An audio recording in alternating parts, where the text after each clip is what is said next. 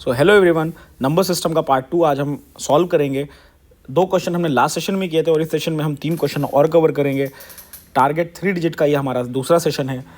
तो without wasting any time चलिए question पे आते हैं। तो क्वेश्चन ये दे रखा है, find after how many places the decimal form of the number 27/3 5 3 square will terminate. तो भाई हमको अगर ये निकालना है कि कितनी डिजिट के बाद टर्मिनेट होगा, तो हमें डिनोमिनेटर में सबसे पहले क्या बनाना पड़ेगा, 2n इंटू 5m का फॉर्म बनाना पड़ेगा। अगर हम ये फॉर्म बना लेते हैं तो हमें यहाँ से पता लग जाएगा कि कितनी डिजिट के बाद टर्मिनेट होगा। तो 27 को आप क्या लिख सकते हो, 27 is equal to 3 into 3 into 3, that is 3 cube.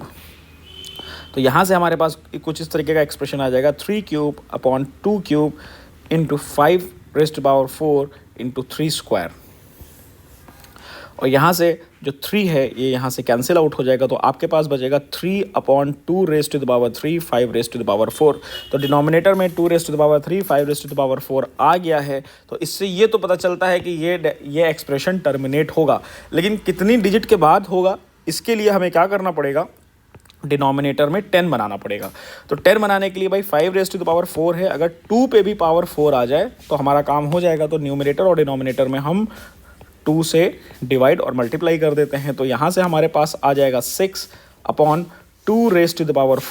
Into 5 तो 2 कैसे हो गया, ये पावर 3 है, ये पावर 1 है, तो 2 हो गया।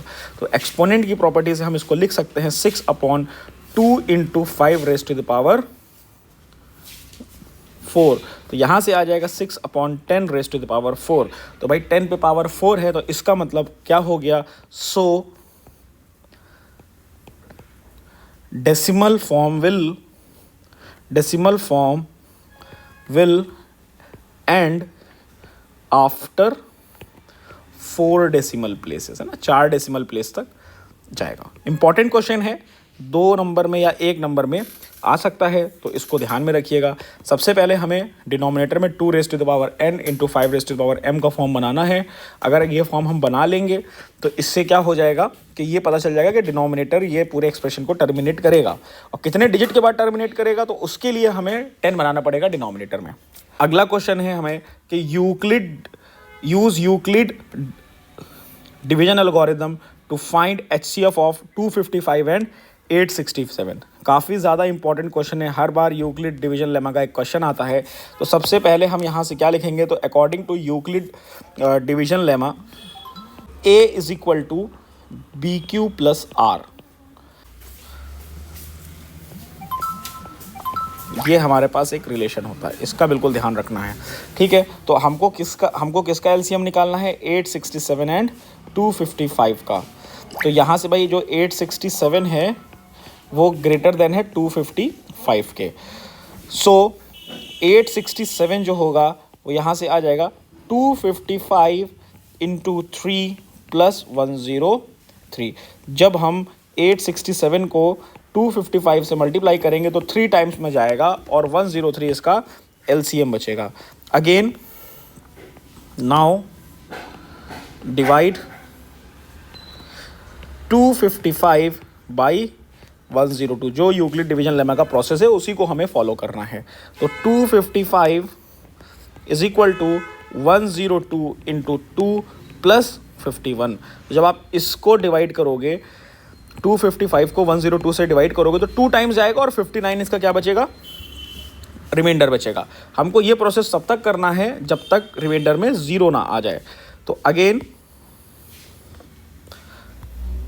Divide 102 by 51। तो 51 को जब हम डिवाइड करेंगे तो 102 is equal to 51 into 2 plus 0। 51 two ज़ा 102। तो रिमाइंडर हमारे पास देखिए यहाँ पे क्या आ गया, रिमाइंडर हमारे पास 0 आ गया।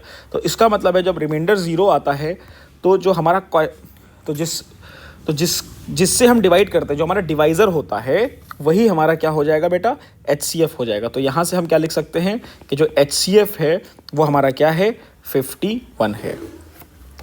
यूक्लिड डिवीजन लेमा का क्वेश्चन है, ये एग्ज़ाम में हर बार आता है, काफ़ी इंपॉर्टेंट है, प्रोसेस को समझना है और क्वेश्चन को अटेम्प्ट करना है।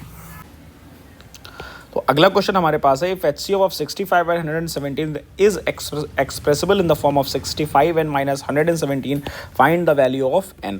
तो हमको यहाँ पे क्या दे रखा है कि जो 65 और 117 का जो HCF है वो इस तरह से आप एक्सप्रेस कर सकते हो, तो n की वैल्यू फाइंड करो। तो सबसे पहले हमको क्या करना पड़ेगा, सबसे पहले हमको 65 और 117 का HCF फाइंड करना पड़ेगा। तो अगर हम 65 का HCF फाइंड करते हैं तो यहाँ से क्या आ जाएगा 5 × 13, क्योंकि बस यही इसका अगर देखेंगे तो यही इसका फैक्टर होगा। और अगर 117 का HCF निकालेंगे तो 117 का HCF होता है 3 × 3 × 13। तो यहाँ से अगर आप देखोगे तो आपका जो HCF है दैट इज़ 13। तो HCF हमारा कितना आ गया, 13 आ गया। क्वेश्चन में दे रखा था कि जो ये एक्सप्रेशन है ये आपके ये HCF के इक्वल है। Now 65n minus 117 is equal to 13। तो यहाँ से आपके पास 65n is equal to 117 plus 13। 65n is equal to 130 और n is equal to 130 upon 65 1 times and 2 times. तो यहाँ से आपके पास m की वैल्यू क्या आ जाएगी, 2 आ जाएगी। तो हमने नंबर सिस्टम के 5 क्वेश्चन डिस्कस किए हैं। पांचों क्वेश्चन बहुत ही इंपॉर्टेंट है, इसी पैटर्न पे क्वेश्चन आते हैं और इसी टॉपिक पे ही क्वेश्चन आते हैं। डिजिट्स चेंज हो सकती हैं लेकिन क्वेश्चन यही रहेगा। सीबीएसई की तरफ से कोई भी और इसी तरह का कोई इंपॉर्टेंट क्वेश्चन या कोई इंपॉर्टेंट टॉपिक आता है तो ज़रूर उसको हम इस चैप्टर के अंदर डिस्कस करेंगे। Thank you all and take care.